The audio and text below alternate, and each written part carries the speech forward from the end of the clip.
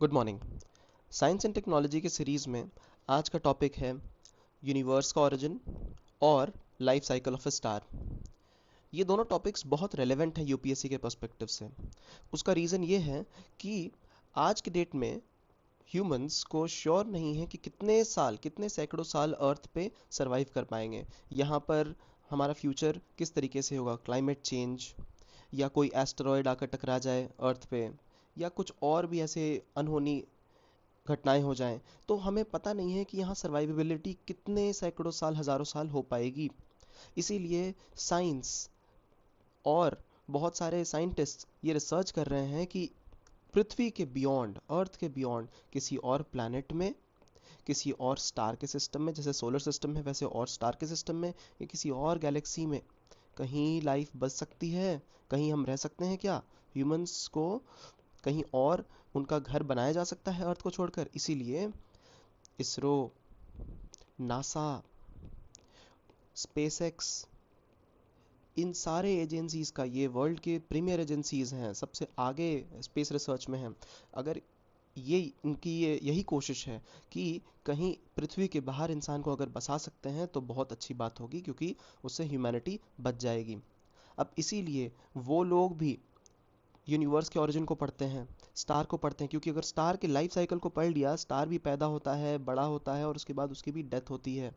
हम्म universe का भी अगर जान गए हम किस तरीके से एक्सपेंशन हो रहा है या किस तरीके से बॉडीज मूव कर रही हैं, तो हमें पता चल जाएगा कि पृथ्वी, अर्थ किस तरीके से उस पर इम्पैक्ट हो रहा है। जैसे कि देखिए, सोलर रेडिएशंस होते हैं। हम्म उस तरीके से क्लाइमेट चेंज होता है। कोई एस्टेरॉयड पृथ्वी से आकर अगर टकरा जाए, ऐसी बहुत सारी चीज़ें होती हैं। अगर हम स्टार के लाइफ को पढ़ें तो हमें आइडिया लगने लगता है कि अर्थ के साथ क्या होगा। ये देखिए, ये एक फोटोग्राफ है। This is a photograph taken from Hubble telescope. Hubble telescope एक है, उससे ये फोटोग्राफ लिया गया है यूनिवर्स का। ये छोटे छोटे जो सितारे लग रहे हैं ना, ये सितारे नहीं है, ये एक गैलेक्सी है, खुद में ही गैलेक्सी है। गैलेक्सी, जैसे एक मिल्की वे गैलेक्सी है, उसके अंदर एक छोटा सा स्टार का सिस्टम है, सोलर सिस्टम। हम्म और उसके अंदर फिर कुछ प्लैनेट्स आते हैं, जो 8 प्लैनेट्स हमारे, उसमें प्लैनेट के अंदर आते हैं बहुत सारे कॉन्टिनेंट्स। उसमें एक आता है हमारा देश, फिर आते हैं हम लोग बहुत छोटे छोटे। तो अगर हमें खुद को जानना है तो हमें अपने कंट्री को, उसके बाद प्लैनेट को, सोलर सिस्टम को, मिल्की वे यूनिवर्स को जानना पड़ेगा। इसीलिए यूनिवर्स का ओरिजिन पढ़ना इंपॉर्टेंट है। ये टॉपिक हमेशा ही न्यूज़ में रहते हैं, इसीलिए कुछ बेसिक्स जानना ज़रूरी है। तो आज हम पढ़ेंगे यूनिवर्स का ओरिजिन कैसे हुआ, यूनिवर्स क्या होता है। जितना भी स्पेस हम अपने अराउंड देख रहे हैं, जितना भी एग्जिस्टेंस है हमारे अराउंड, जितना सामान है, जितना मैटर है और स्पेस है, ये सब को मिलाकर यूनिवर्स बोला जा सकता है। ठीक है, वो आसमान भी यूनिवर्स का पार्ट है। कब बना था? 14 बिलियन साल पहले यूनिवर्स बना था, 14 बिलियन ईयर्स बैक। तो ये फैक्ट आपको याद रखना होगा। अच्छा, यूनिवर्स के ओरिजिन होने के 3 थ्योरीज हैं। ठीक है, अलग अलग साइंटिस्ट ने अलग अलग बात कही, 3 अलग अलग बातें कही गई। तो तीनों को शॉर्ट में जान लेते हैं क्या है। एक थ्योरी है बिग बैंग थ्योरी, दूसरी थ्योरी है स्टेडी स्टेट थ्योरी, और तीसरी थ्योरी है ऑसिलेटिंग यूनिवर्स थ्योरी। ठीक है, तो बिग बैंग थ्योरी सबसे ज़्यादा एक्सेप्टेड थ्योरी है। इसमें क्या कहा गया कि एक बहुत छोटा सा एक ऑब्जेक्ट था, एकदम छोटा सा पॉइंट सोर्स था। ठीक है, और ये बहुत ही ज़्यादा डेंस था, इसकी डेंसिटी बहुत ज़्यादा थी, इसमें प्रेशर बहुत ज़्यादा था बाहर की तरफ से। ठीक है, और इसी प्रेशर के कारण बार बार बाद में धीरे से ये फट गया। ठीक है, इसमें एक बहुत बड़ा ब्लास्ट हुआ 14 बिलियन साल पहले। इस ब्लास्ट के कारण ये पार्टिकल, बहुत सारे पार्टिकल्स में टूट गया, और ये पार्टिकल्स क्योंकि बहुत प्रेशर में अंदर बंद थे, इसीलिए एक्सपैंड करने लग गए। ये एक्सपेंशन धीरे धीरे, ये फोटोग्राफ देखें, ये और धीरे धीरे पार्टिकल्स और एक्सपैंड करने लग गए और बड़े होते गए। ठीक है, और इसी से एक्सपेंशन ऑफ यूनिवर्स होने लगा। अब यही छोटे छोटे पार्टिकल्स धीरे धीरे अलग अलग solar system, star system, planet system इन्होंने बनाया। तो इसका बिग बैंग का मतलब है जो ये फटा था छोटा सा सोर्स, उसके बाद से एक्सपेंशन होना स्टार्ट हो गया। यही इसकी क्वालिटी है। ठीक है, ये देखिए, इस तरीके से कुछ पार्टिकल एक्सपैंड हो रहा है, और ये पार्टिकल्स हैं उस छोटे से पार्टिकल के इतने बड़े बड़े पार्ट्स हैं, क्योंकि वो हाईली डेंस था। दूसरा थ्योरी जो है वो है स्टडी स्टेट थ्योरी। ये कहता है कि यूनिवर्स हमेशा से वैसे ही रहा है जैसे कि पहले से था। हम्म, पर इसके अंदर जो पार्टिकल्स हैं, अलग अलग बॉडीज़ हैं, सोलर सन है, स्टार हैं, प्लैनेट्स हैं, एस्टेरॉयड्स हैं, इनका लोकेशन आपस में थोड़ा आगे पीछे चेंज होते रहा है। हम्म, लेकिन ओवरऑल एक ही स्पेस के अंदर ये सब कुछ हुआ। तो इसीलिए स्टेडी स्टेट बोलते हैं। स्टेडी मतलब कि जैसा था वैसा ही स्थिर। ठीक है। सेलेस्टियल बॉडीज जो थे, मतलब कि इसके अंदर जो बॉडीज थी वो आगे पीछे हुई, उनका चेंज हुआ, शेप, पोजिशन, इवॉल्व हुए, लेकिन यूनिवर्स हमेशा से वैसा ही का वैसा रहा है बाहर से। अब तीसरी थ्योरी का नाम है ऑसिलेटिंग यूनिवर्स थ्योरी। इसका मतलब ये है, ऑसिलेट का मतलब जैसे पेंडुलम होता है ना, ऐसे पहले बीच में रहता है, फिर लेफ्ट पे जाता है, फिर आता है वापस, फिर एक्सट्रीम राइट पे जाता है, उसके बाद फिर बीच पे आता है, तो यही ऑसिलेशन इसमें भी दिखता है। इन्होंने कहा कि एक छोटा सा बॉडी था, ठीक है, वही छोटा सा पार्टिकल, ये फटा तो यूनिवर्स एक्सपैंड होने लगा। ठीक है। उसके बाद एक टाइम आया कि ग्रेविटी, इतना ज़्यादा ये एक्सपैंड हो गया था कि ग्रेविटी, उसके बाद इसकी फोर्स नहीं बचा एक्सपैंड करने के लिए, तो इसीलिए ग्रेविटी के कारण ये सारे पार्टिकल्स फिर से अट्रैक्ट होने लग गए, और अट्रैक्शन के कारण पास आने लग गए, और डेंस बनाने लग गए, और धीरे धीरे धीरे धीरे एक पॉइंट सोर्स बना दिया, फिर से वही जो जहाँ से चालू हुए थे वहीं पर पहुँच गए। फिर ये बाद में फिर से फटेगा। तो जो एक्सपेंशन वाला फेज था उसको बोला बिग बैंग, जो कॉन्ट्रैक्शन वाला फेज था उसको बोला बिग क्रंच। तो यही है, big bang, big crunch, repeat. तो ऑसिलेट करता रहेगा यूनिवर्स ऐसे। ठीक है। सबसे ज़्यादा accepted theory big bang theory है, क्योंकि सबसे ज़्यादा प्रूफ हमें इसी के दिखते हैं। तो ये हमने जाना यूनिवर्स कैसे एक्सपैंड हो रहा है, और यूनिवर्स का इवोल्यूशन किस तरीके से हुआ था। अब हम जानेंगे स्टार के बारे में। स्टार, ठीक है, एक सितारा, उसकी लाइफ साइकिल क्या है, बहुत इंपॉर्टेंट है। देखिए, ये, आप एक स्टार को स्टार मत समझिए, सितारा मत समझिए, आप इसको फिल्म स्टार जैसे देख लीजिए। ठीक है।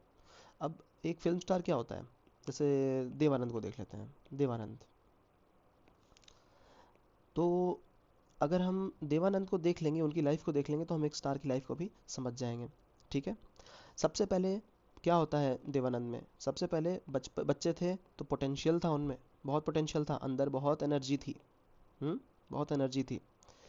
दूसरा, एक देवानंद को देख लीजिए, और एक केशव मुखर्जी, जॉनी लीवर को देख लीजिए। जॉनी लीवर, तो जॉनी लीवर एक कॉमेडियन थे, तो जॉनी लीवर की पोटेंशियल अलग थी, देवानंद की अलग थी। ठीक है। देवानंद एक मेगा स्टार थे, और जॉनी लीवर का पोटेंशियल के हिसाब से वो ग्रो करे। ठीक है। पर देवानंद की पोटेंशियल बहुत ज़्यादा थी। ठीक है। तो इसीलिए शुरू में ही पता लग गया कि एनर्जी कितनी ज़्यादा थी। ठीक है। तो एक तो पोटेंशियल थी, लेकिन एनर्जी बहुत ज़्यादा थी उनमें। तीसरा, उन्होंने स्ट्रगल किया, स्ट्रगल किया, और कुछ मूवीज़ फ्लॉप भी हुई, लेकिन बाद में हिट मूवीज़ भी आने लगी। मतलब उन्होंने मेहनत की, और इसीलिए ट्रांसफॉर्म हुए, चेंज हुए। हम्म, और धीरे धीरे धीरे धीरे बूढ़े होकर फिर उनकी लाइफ जब ख़त्म हुई, तो उनकी डेथ भी हुई। ठीक है। तो ये लाइफ साइकिल देखिए, पोटेंशियल था, एनर्जी बचपन से ही कुछ अलग थी, ज़्यादा थी, स्ट्रगल किया जिसमें ट्रांसफॉर्म हुए, और फिर डेथ भी हुई। ठीक है। तो एक स्टार भी इस तरीके से पोटेंशियल होता है, उसमें एनर्जी कितनी होती है शुरू में पता चल जाता है कि कितना बड़ा बनेगा, कितना छोटा रहेगा, और उसके बाद वो अंदर से रिएक्ट करेगा, स्ट्रगल करेगा, उसके बाद उसके शेप शक्ल सब कुछ बदलेगी, और फिर उसके बाद डेथ भी हो जाएगी। ठीक है, सिंपल सी बात है। स्टार भी ऐसे ही आगे बढ़ेगा। ठीक है। क्या होता है कि जैसे ये बिग बैंग हुआ, ठीक है, बिग बैंग थ्योरी में जैसे बिग बैंग हुआ, तो उसके बाद छोटे छोटे छोटे छोटे पार्टिकल्स निकले उससे। अब छोटे पार्टिकल्स क्या होंगे, छोटे पार्टिकल्स इलेक्ट्रॉन से भी छोटे पार्टिकल्स होंगे, प्रोटॉन न्यूट्रॉन से भी छोटे पार्टिकल होंगे, उनको हम लोग बोलते हैं क्वार्क्स। QUARKS, quarks. अब ये जो छोटे छोटे पार्टिकल्स हैं, ये, इनमें कुछ कुछ एनर्जी काम करती है, जैसे कि एक्सपेंशन की एनर्जी तो चली रही है, लेकिन इसमें ग्रेविटेशन एक बहुत इंपॉर्टेंट फोर्स होता है। ठीक है। हर जो भी पार्टिकल है, जो भी बॉडी है, उसमें अगर वेट है, अगर उसमें मास है, तो वो दूसरे बॉडी को अपनी तरफ अट्रैक्ट करेगा। ठीक है। तो ये क्वार्क भी अपने आप को अट्रैक्ट करेगा, दूसरे क्वार्क्स को अट्रैक्ट करेगा। अब ये जैसे उसको दूसरे क्वार्क्स को अट्रैक्ट कर रहा है, तो उसमें अट्रैक्ट करने के बाद ये इतने पास आ जाते हैं कि ये फ्यूज़ कर जाते हैं। फ्यूजन क्या होता है, फ्यूजन मतलब होता है कि मिल जाना, मिल जाना। ठीक है। फ्यूजन, ये देखिए, ग्रेविटी के कारण पास आएंगे, प्रेशर और टेम्परेचर ऑलरेडी उनके पास था, और फ्यूज़ कर जाते हैं। इसी से ये स्टार बनता है। अच्छा देखिए, फ्यूजन रिएक्शन क्या होता है, एक न्यूक्लियर रिएक्शन होता है, छोटे छोटे पार्टिकल्स हैं। तो न्यूक्लियर एक, जो भी पार्टिकल का, एटम का न्यूक्लियस होता है, अब एटम इतना बड़ा है, उसका जो सेंटर है, इसके अंदर छोटे छोटे पार्टिकल्स हैं ना, इनकी बात हो रही है अभी। क्वार्क, न्यूट्रॉन, प्रोटॉन, ये यहाँ पर अंदर रहते हैं, ठीक है। तो ये एक्सपैंड, बिग बैंग के बाद एक्सपैंड करने की कोशिश कर रहे थे, लेकिन ये इतने पास थे एक दूसरे के कि ये न्यूक्लियर फ्यूजन रिएक्शन हो गया। अब न्यूक्लियर फ्यूजन रिएक्शन कैसे होता है, ये एक चीज़ जान लें। पहले तो पार्टिकल्स को बहुत पास होना होगा और बहुत टेम्परेचर चाहिए इसको रिएक्शन को चालू करने के लिए, ठीक है। तो टेम्परेचर था क्या, हाँ, टेम्परेचर था, हमारे बिग बैंग से टेम्परेचर इसको मिला था। और एक और चीज़, फ्यूजन मतलब कि मिल जाना, जुड़ जाना, तो ये बड़ा पार्टिकल बना देंगे, ठीक है। अब अगर क्वार्क्स थे तो ये इलेक्ट्रॉन, प्रोटॉन, न्यूट्रॉन ये बना देंगे। लेकिन एक और क्वालिटी है फ्यूजन रिएक्शन की, ये बहुत एनर्जी रिलीज करता है, एनर्जी चाहिए भी इसको, और रिलीज भी बहुत सारी एनर्जी करता है, बहुत सारी एनर्जी। तो अब ये एनर्जी तो रिलीज कर गया, तो यहाँ पर और गर्मी हो गई। अब क्या होगा, आप गेस कर सकते हैं, हाँ, अब ये होगा कि ये जो बड़े बड़े पार्टिकल्स बन गए हैं ना, अब ये आपस में रिएक्ट करेंगे, क्योंकि ये भी बहुत पास हैं और इनको भी बहुत एनर्जी मिल रही है। इलेक्ट्रॉन, न्यूट्रॉन, प्रोटॉन आपस में रिएक्ट करेंगे और बड़े पार्टिकल बनाएंगे, जैसे कि हाइड्रोजन। फिर हाइड्रोजन आपस में रिएक्ट करेंगे, बनाएंगे हीलियम। ऐसे कर करके ये न्यूक्लियर फ्यूजन, ये फ्यूजन रिएक्शन चलता रहेगा, ये चेन रिएक्शन स्टार्ट हो जाएगा एक। न्यूक्लियर बॉम्ब भी इसी तरीके से बनता है, उसको नहीं पढ़ेंगे अभी, हम देखेंगे कि ये स्टार सिस्टम कैसे बढ़ रहा है आगे। अब क्या होता है कि शुरू में तो ये अट्रैक्टेड थे सिर्फ, लेकिन रिएक्शन स्टार्ट नहीं हुआ था, तो बस ऐसे ही थे। लेकिन जैसे फ्यूजन रिएक्शन होने लगा तो एनर्जी आने लगी। एनर्जी मतलब क्या, बहुत हीट आने लगी, हीट और लाइट। जैसे जैसे लाइट ज़्यादा बढ़ी तो स्टार चमकने लग गया, स्टार ज़्यादा चमका। और जैसे जैसे ये बड़े पार्टिकल्स बनने लगे ना, अब धीरे धीरे फ्यूजन रिएक्शन कम हो जाएगा। जैसे ऐसे ऐसे और भी हैवी, जैसे नाइट्रोजन बनेगा, ऑक्सीजन बनेगा, ये सब भी बनेंगे, मेटल भी बन जाएगा। जो पार्टिकल फ्यूज करेंगे ना, धीरे धीरे मेटल तक बना देंगे। तो अब मेटल जब धीरे धीरे बनने लगेंगे ना, तो उसके बाद एनर्जी कम हो जाएगी, क्योंकि रिएक्शन कम होंगे।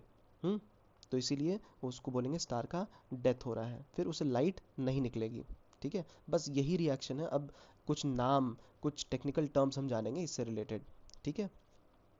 तो देखिए क्या लिखा है कि ग्रेविटी होती है जो कि अट्रैक्ट करती है पार्टिकल्स को, और ज़्यादा टेम्परेचर के कारण न्यूक्लियर फ्यूजन रिएक्शन होता है, ठीक है। उसी तरीके से पहले हाइड्रोजन हीलियम एग्जिस्ट नहीं करते थे, क्वार्क्स थे, क्वार्क्स से न्यूट्रॉन, प्रोटॉन, इलेक्ट्रॉन बने, फिर हाइड्रोजन बना, ये इनके फ्यूजन के कारण।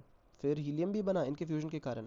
धीरे धीरे जो पार्टिकल्स बनेंगे उनका मास बढ़ता चला जाएगा। क्यों बढ़ेगा, क्योंकि वो आपस में मिलकर एक बड़ा पार्टिकल बना रहे हैं, इसलिए क्या निकलेगी, रेडिएशन निकलेगा, हीट, लाइट। क्यों, क्योंकि ये एक्सोथर्मिक रिएक्शन है। एक्सोथर्मिक मतलब कि ये रिएक्शन में एनर्जी तो जा रही है, लेकिन बहुत एनर्जी रिलीज हो रही है, ठीक है। अब ये रिएक्शन सेल्फ सस्टेनिंग है, क्यों, जैसे मैंने बोला कि ये चेन रिएक्शन है। क्यों, क्योंकि एनर्जी निकल रही है और वही जो आउटपुट आ रहे हैं वो आपस में फिर से भिड़ जा रहे हैं और भी बड़ा पार्टिकल बना रहे हैं। तो इसीलिए एक चीज़ सबसे इंपॉर्टेंट है कि स्टार में कितनी फ्यूल है, कितनी पोटेंशियल है, कितनी एनर्जी है अंदर, ठीक है। ये फ्यूल बहुत इंपॉर्टेंट है। फ्यूल क्या है उसका, उसके पार्टिकल, ठीक है, क्योंकि वो पार्टिकल रिएक्ट करने को तैयार हैं, ठीक है। अगर अगर क्वार्क्स ही कम होंगे, अगर ये क्वार्क ज़्यादा नहीं होंगे तो रिएक्शन ज़्यादा नहीं होगा। अब मैं तो बात कर रहा हूँ बिलियंस और ट्रिलियंस और थाउजेंड्स ऑफ ट्रिलियंस की क्वार्क्स की। बहुत सारे क्वार्क्स आपस में रिएक्ट करेंगे, बहुत सारे न्यूट्रॉन्स बनाएंगे, प्रोटॉन्स बनाएंगे, फिर बहुत सारे न्यूट्रॉन, प्रोटॉन, इलेक्ट्रॉन आपस में रिएक्ट करेंगे, फिर बनाएंगे हाइड्रोजन। तो सोचिए कितने ज़्यादा पार्टिकल्स रिएक्ट कर रहे हैं। अगर ये पार्टिकल्स ही कम हो, फ्यूल ही कम हो, तो फिर रिएक्शन कैसे होगा, नहीं होगा, बंद हो जाएगा, ठीक है। तो एक इम्पॉर्टेंट जो चीज़ थी वो थी फ्यूल। दूसरी इम्पॉर्टेंट चीज़ है ग्रेविटी, क्योंकि ग्रेविटी ही है उसको जो पास बुला रही है, पार्टिकल्स को पास बुला रही है, फिर न्यूक्लियर रिएक्शन करा रही है, ठीक है। और तीसरी इंपॉर्टेंट चीज़ है जो हीट एनर्जी उससे निकलता है, क्योंकि ये हीट एनर्जी ही जैसे निकलेगा तो पार्टिकल्स को दूर पुश करेगा ना। जब रिएक्शन हो गया, हीट आ रही है, तो और पार्टिकल्स को वो दूर पुश करेगा और बहुत सारी लाइट रिलीज करेगा, लाइट और हीट। इसीलिए हर सितारा अंदर से लाइट और हीट रिलीज करता है, ठीक है। तो ये स्टार क्या होता है, massive self-illuminous celestial body of gas that shines by radiations derived from internal sources। इसकी एनर्जी जो आती है ना अंदर से आती है, ठीक है। और सेल्फ ल्यूमिनस, चमकता है, ठीक है। जब चमकना बंद कर देगा तो सितारा नहीं रहेगा, उसकी डेथ हो जाएगी। तो देखिए कुछ कुछ नाम हैं, जैसे अब ये सब नाम ना आपके प्री एग्जाम में पूछ लेते हैं कि क्या होता है, ये किस चीज़ का पार्ट होता है ना। तो वो नाम हमें जानना इम्पोर्टेंट है, ठीक है। ये पूरा स्टार जो होता है इसकी लाइफ साइकिल इस तरीके से होती है। अच्छा, नेबुला क्या होता है? नेबुला कुछ नहीं होता है, एक देखिए यहाँ पर लिखा है nebula cloud of dust and gases. अब जैसे यहाँ पर आपने देखा कि बिग बैंग हुआ ना, ये बैंग हुआ यहाँ पे, फटा, तो ये फटने के बाद जो पार्टिकल्स एक्सपैंड होने लगे ना, देखें यहाँ पर ये, तो ये गैस होता है इसमें, और पार्टिकल्स होते हैं। इस पूरे चीज़ को नेबुला बोलते हैं, ठीक है। जैसे ये है, ये नेबुला है, ठीक है। तो ये एक रोटेट करेगा, मूव करता रहेगा हाई स्पीड में, तो एक क्लाउड होगा डस्ट और गैसेस का, ठीक है। धूल होगी और बहुत सारे गैसेस होंगे, उसको नेबुला बोलेंगे, ठीक है। ग्रेविटी के कारण ये आपस में जुड़े भी रहते हैं, तो ये स्टार का नेबुला है। अब धीरे धीरे धीरे धीरे रिएक्शन स्टार्ट होगा ना, तो एवरेज स्टार बनेगा। फिर बहुत रिएक्शन होंगे तो देखिए रेड कलर का आ जाएगा, रेड जाइंट बोलेंगे उसको। उसके बाद धीरे धीरे रिएक्शन कम हो जाएंगे, क्योंकि बड़े बड़े बहुत हैवी पार्टिकल, हैवी मास वाला पार्टिकल हो गया, तो उसको प्लानिटरी नेबुला बोलेंगे। और धीरे धीरे वाइट ड्वार्फ, मतलब कि अब वो अपनी डेथ को अप्रोच कर गया है, अब रिएक्शन इसमें ख़त्म हो गए हैं। वही अगर इस स्टार में अगर बहुत ज़्यादा मास होगा, तो उसको एवरेज स्टार की जगह मैसिव स्टार बनाएगा, और रेड जायंट की जगह रेड सुपर जायंट बनाएगा। क्यों? क्यों?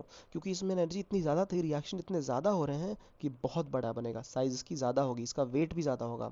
और इसमें सुपरनोवा भी बनेगा। सुपरनोवा एक्सप्लोजन होता है एक टाइप पे, जब स्टार बहुत ज़्यादा लाइट फेंकता है, बहुत ज़्यादा लाइट फेंकता है। और ये, इसको बोलते हैं एक्सप्लोसिव डेथ ऑफ स्टार।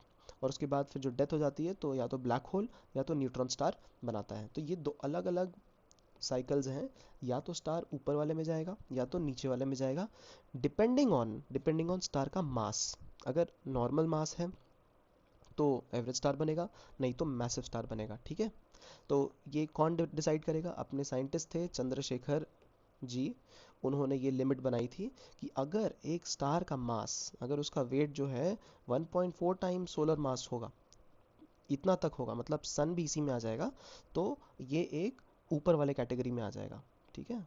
ये 1.4 टाइम्स, अगर सन का मास 1 किलो है, तो 1.4 किलो तक का अगर स्टार का मास होगा, तो ये ऊपर वाले में आएगा और रेड जायंट और वाइट डॉफ बनाएगा।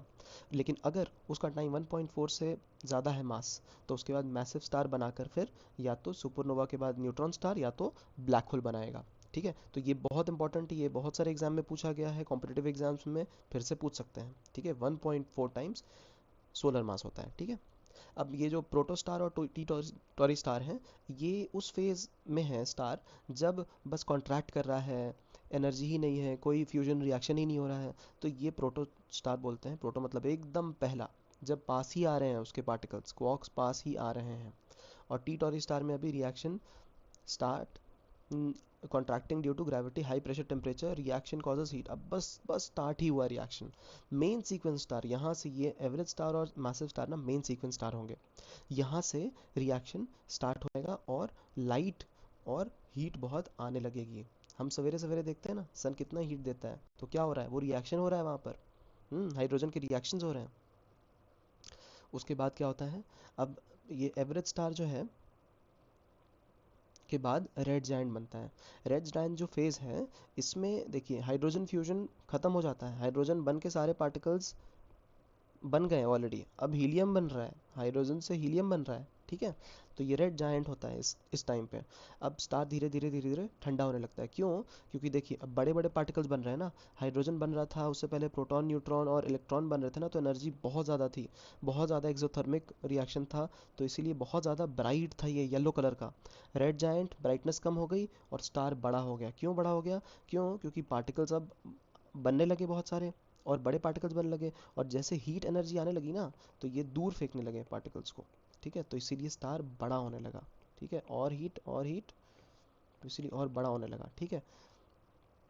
देखिए टेम्परेचर अभी भी बहुत ज़्यादा है, लेकिन अब धीरे धीरे कूल डाउन हो रहा है स्टार, और हीलियम फ्यूजन हो रहा है यहाँ पर, ठीक है। धीरे धीरे ये डेथ की अपना अप्रोच कर रहा है, ठीक है। साइज़ बड़ी हो गई, लाइट ब्राइट है, ठीक है। और धीरे धीरे हीलियम से कार्बन बन रहा है, कोर इसका कार्बन बन रहा है, ठीक है, और डेंस होते जा रहा है कोर, ठीक है। और जो गैस है, हल्के हल्के गैस है, वो धीरे धीरे धीरे हीट के कारण, इतने रेडिएशन के कारण धीरे धीरे उठ रहे हैं, निकल रहे हैं। इसके बाद धीरे धीरे जब ये धीरे धीरे कार्बन बनने लगता है, तो नेक्स्ट फेज आता है प्लानिटरी नेब्यूला। इसमें क्या है, गैसेस एकदम एस्केप करने लगते हैं, बाहर से निकलने लगते हैं, और अंदर वाला जो पार्ट है, सबसे अंदर वाला जो पार्ट है, वो बहुत डेंस हो जाता है। और धीरे धीरे फिर बाहर सारे गैसें निकल जाते हैं, और जो एकदम अंदर डेंस वाला पार्ट रहता है, उसको वाइट ड्वार्फ बोलते हैं। वाइट क्यों? क्योंकि बहुत फेंट लाइट यहाँ से आएगी। अब रिएक्शन यहाँ पे बस ख़त्म ही हो चले हैं, ख़त्म ही हो गए, आप समझिए, ठीक है। और एक आइडियल स्टेट आएगा जब यहाँ पर से एक भी लाइट एमिट नहीं होगी, थोड़ी सी भी लाइट, उसको ब्लैक ड्वार्फ बोलेंगे। सितारा दिखना ही बंद हो जाएगा, ठीक है, और बहुत डेंस हो जाएगा अंदर, ठीक है। ये हो गया ऊपर वाला स्टेज, ऊपर वाला पार्ट, ठीक है, जब उसका मास 1.4 टाइम्स मास ऑफ सन तक होगा। अगर मास उससे ज़्यादा हुआ, तो फिर नीचे वाला पार्ट में रिएक्शन होगा, मैसिव स्टार बनेगा, red super giant, supernova, neutron star और ब्लैक होल बनेगा, ठीक है। या तो न्यूट्रॉन स्टार या तो ब्लैक होल बनेगा।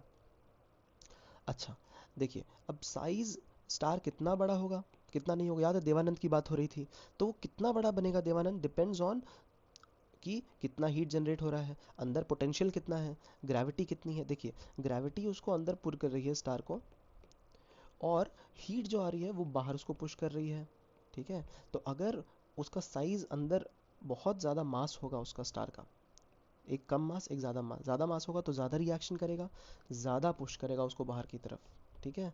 और छोटा होगा तो एनर्जी उतनी ज़्यादा पुश नहीं कर पाएगा, इसीलिए उतना बड़ा नहीं बनेगा।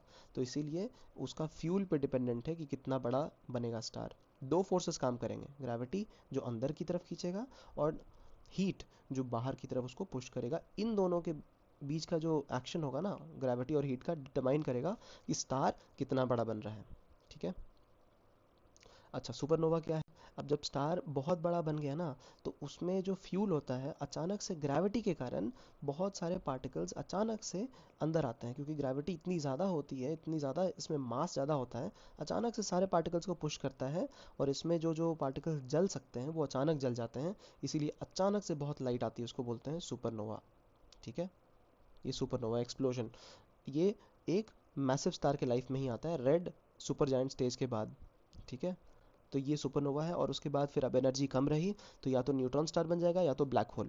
अब इसमें छोटी सी बात है, अगर मास स्टार का 3 गुना हुआ सन तक, तो न्यूट्रॉन स्टार बनेगा, नहीं तो ब्लैक होल बन जाएगा। नोट करेंगे, ये तीनों ऑब्जेक्ट्स जो हैं, वाइट ड्वार्फ, न्यूट्रॉन स्टार और ब्लैक होल, ये तीनों बहुत हाईली डेंस होते हैं, ठीक है, क्योंकि स्टार ने इवॉल्व करके, फ्यूजन कर करके बहुत बड़े बड़े पार्टिकल्स अब बना दिए हैं अंदर अपने, ठीक है। अच्छा, न्यूट्रॉन स्टार और ब्लैक होल ये दोनों एंड हैं अब स्टार के, अब यहाँ से कोई रोशनी एमिट नहीं होगी, और ब्लैक होल सबसे ज़्यादा डेंस सब्सटेंस बोला जाता है, ठीक है। अब इससे लाइट कोई एमिट नहीं करेगी, इनफैक्ट लोग ऐसा कहते हैं कि, साइंटिस्ट ऐसा कहते हैं कि लाइट अगर आ भी जाए तो उसको भी एब्जॉर्ब कर लेता है ब्लैक होल, ठीक है। तो ये है, अब हमने स्टार का पूरा लाइफ साइकिल पढ़ लिया है, ठीक है। स्टार ग्रो किया, सबसे पहले पोटेंशियल था स्टार के अंदर, पोटेंशियल था देवानंद की तरह। उसके बाद स्टार इवॉल्व किया, कैसे, उसमें ट्रांसफॉर्म स्ट्रगल किया स्टार ने, अंदर रिएक्शंस किए, तो बड़ा हुआ, धीरे धीरे बड़ा हुआ, एनर्जी बहुत छोड़ी बाहर, पूरी दुनिया को दिखाया अपना जलवा, और धीरे धीरे उसके बाद फिर अंदर की तरफ, अंदर की तरफ डेंसिटी बढ़ती गई, बाहर की चीज़ें निकलते गए, और धीरे धीरे एकदम फेंट हो गया, और बहुत डेंस हो गया, और डेथ हो गया उसका, ठीक है। ब्राउन ड्वार्फ, पूछ सकते हैं ब्राउन ड्वार्फ क्या होता है? ब्राउन ड्वार्फ स्टार नहीं होता है, ठीक है।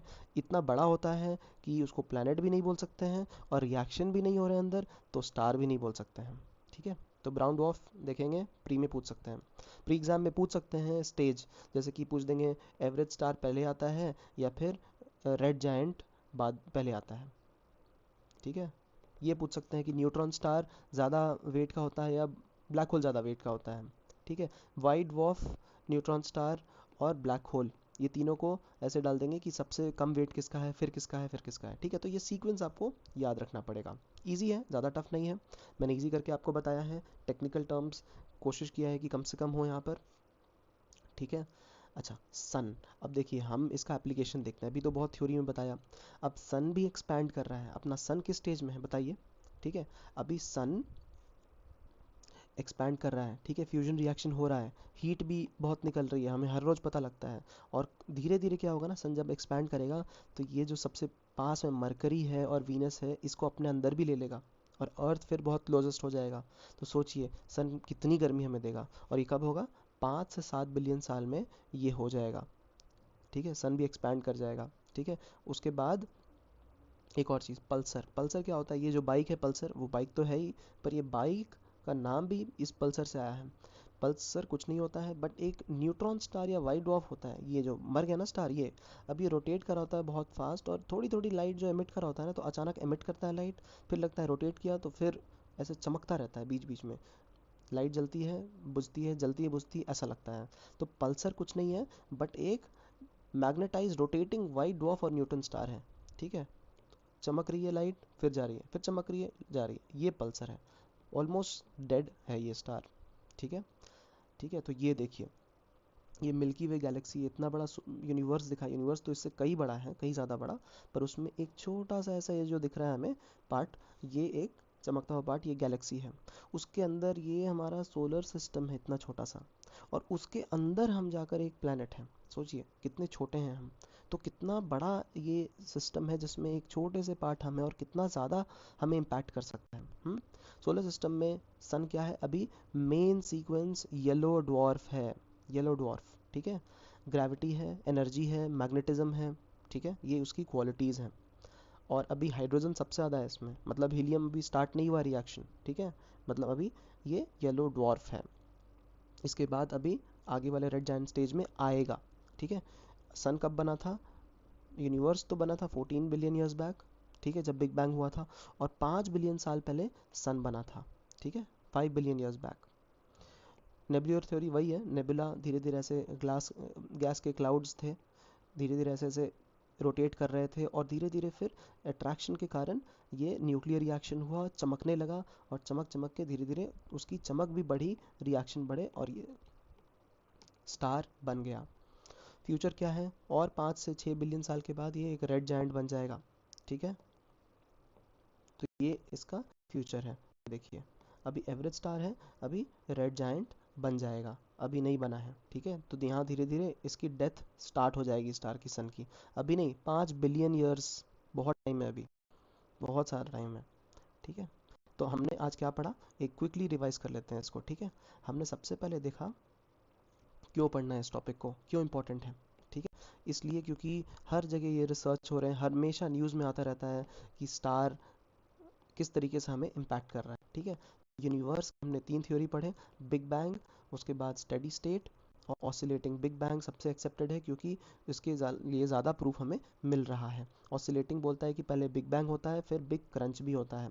स्टेडी स्टेट में सब कुछ जैसा था वैसा वैसा है, ठीक है। उसके बाद हमने जाना कि स्टार कैसे फॉर्म होता है। स्टार में अंदर पोटेंशियल होती है, उसकी एनर्जी होती है, ठीक है। एनर्जी भी लेवल अलग अलग होते हैं, किसी का 1.4 मास सन का होता है, उससे कम, किसी का 3 टाइम से कम, 3 टाइम से ज़्यादा। उस पर डिपेंड करता है कि वो कितना बड़ा बनेगा, जॉनी लीवर बनेगा या देवानंद बनेगा, ठीक है। फिर बहुत स्ट्रगल करता है, अंदर बहुत सारे चेंजेस होते हैं, बहुत सारी एनर्जी रिलीज करता है, उसके कारण स्टार में बहुत बड़ा चेंज आता है, उसकी साइज़ में, उसकी शेप में, एनर्जी में, और धीरे धीरे एनर्जी कम हो जाती है और उसकी डेथ हो जाती है, ठीक है। तो न्यूक्लियर रिएक्शन जो होता है उसको फ्यूजन बोलते हैं, फिजन नहीं, फ्यूजन, मिलना, ठीक है, जुड़ना। तो ये न्यूक्लियर रिएक्शन अंदर होता है, और एनर्जी आती है उसके फ्यूल से, उसके पार्टिकल्स से, जो कि क्वार्क्स हैं। क्वार्क्स न्यूट्रॉन, प्रोटॉन और इलेक्ट्रॉन बनाते हैं, और फिर बाद में धीरे धीरे हाइड्रोजन, हीलियम, फिर कार्बन, नाइट्रोजन, ये सब बनाते हैं। एनर्जी सबसे ज़्यादा इस स्टेज में होती है, शुरू में होती है, और धीरे धीरे जब ये हीलियम और ये सब बनाने लगते हैं पार्टिकल्स, तो इसमें लाइट कम एमिट होती है, ठीक है। सबसे इंपॉर्टेंट है, पहले एवरेज स्टार होता है, उसके बाद रेड जायंट बनता है, फिर प्लानिटरी नेबुला और वाइट ड्वार्फ, अगर मास 1.4 टाइम्स ऑफ मास से कम है, ठीक है, ये सबसे इंपॉर्टेंट। और उसके ज़्यादा है अगर मास, तो massive star, red super giant, supernova और न्यूट्रॉन स्टार ब्लैक होल बनाता है।